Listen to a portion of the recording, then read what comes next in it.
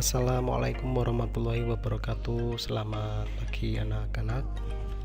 Perkenalkan, nama Bapak adalah Joni Iskandar. Bapak adalah guru baru di MTS PSM Rando Plato. Di sini nanti Bapak akan mengampu dua mata pelajaran, yaitu yang pertama TIK dan yang kedua adalah prakarya.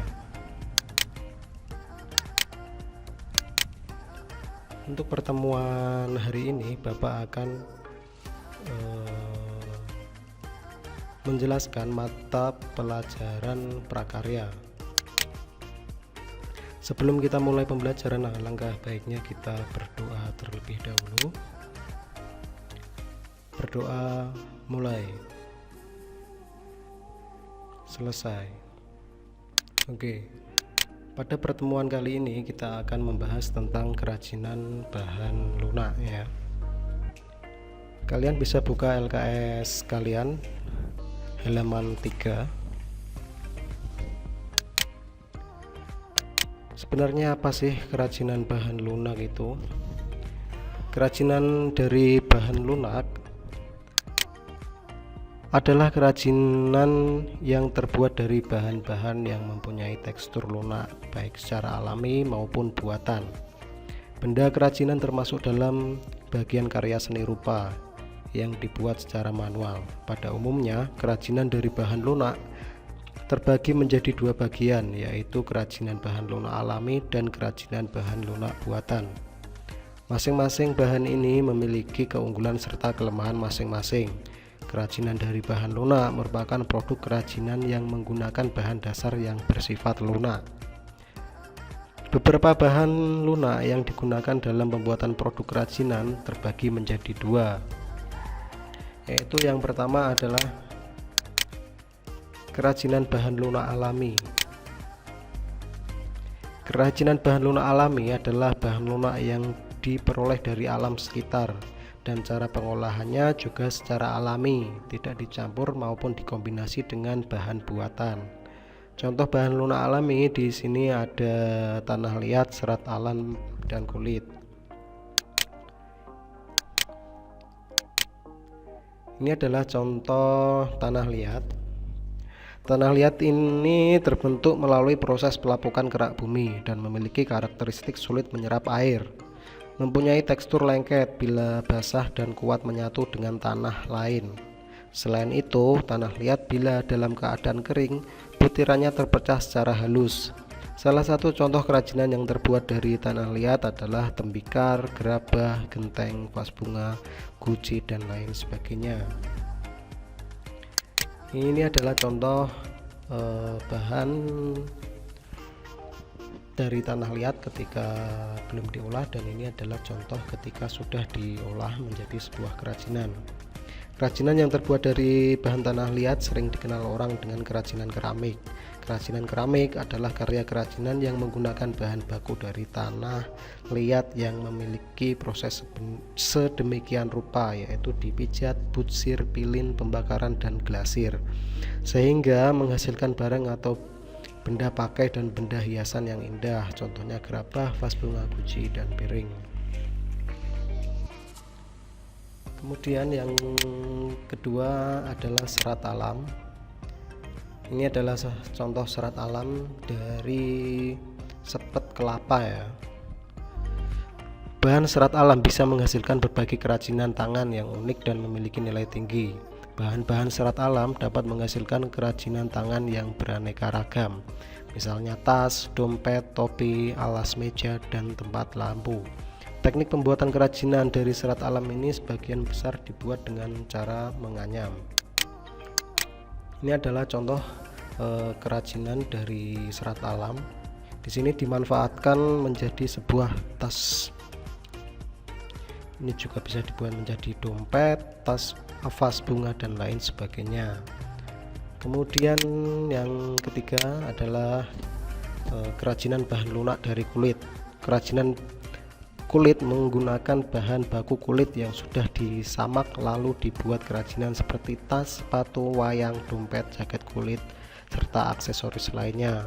Bahan kulit biasanya didapat dari kulit binatang seperti sapi, domba, kerbau, buaya, dan hewan-hewan lainnya yang bisa dimanfaatkan dan dibudidayakan.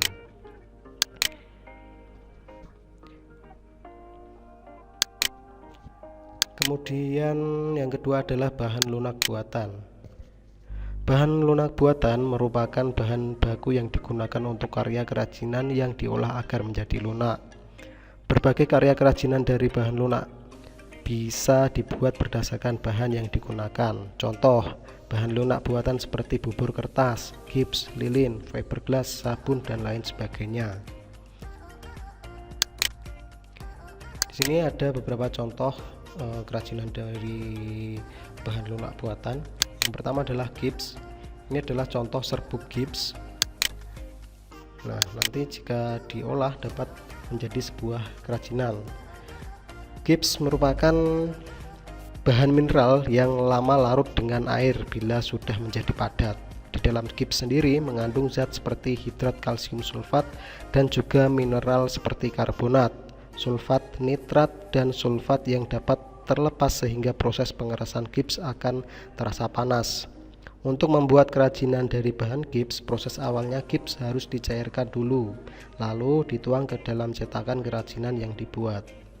Kerajinan dari bahan gips biasanya berupa mainan, hiasan dinding, dan lain sebagainya. Kemudian yang kedua ada spons. Ini adalah contoh ketika spons belum diolah, dan ini adalah contoh ketika spons sudah dibuat kerajinan. Kemudian yang ketiga ada sabun. Kerajinan dari bahan sabun sangatlah unik. Bahan utama untuk membuat kerajinan ini adalah sabun batangan. Cara mengolah sabun untuk dijadikan kerajinan tangan bisa dengan dua cara. Yang pertama dengan mengukir sabun menjadi sebuah karya seperti binatang, buah, flora, ukir, dan lain sebagainya.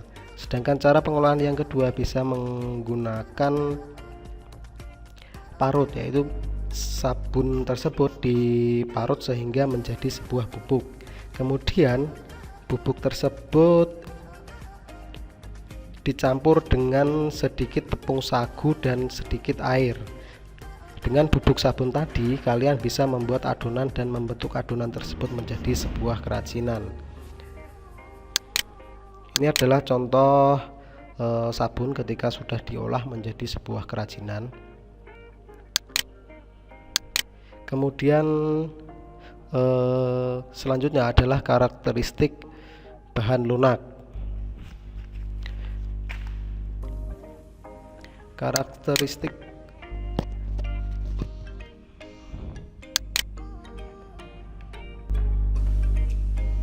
bahan lunak memiliki dua unsur. Yang pertama adalah unsur estetika. Unsur estetika sering kita kenal dengan istilah keindahan. Keindahan adalah nilai-nilai estetis yang menyertai sebuah karya seni. Keindahan juga diartikan sebagai pengalaman estetis yang diperoleh ketika seorang melihat objek seni, atau dapat pula dipahami sebagai sebuah objek yang memiliki unsur keindahan. Prinsipnya meliputi kesatuan, keselarasan, keseimbangan, dan kontras, sehingga menimbulkan perasaan haru, nyaman, nikmat, bahagia, agung, ataupun rasa senang bagi si pemakai.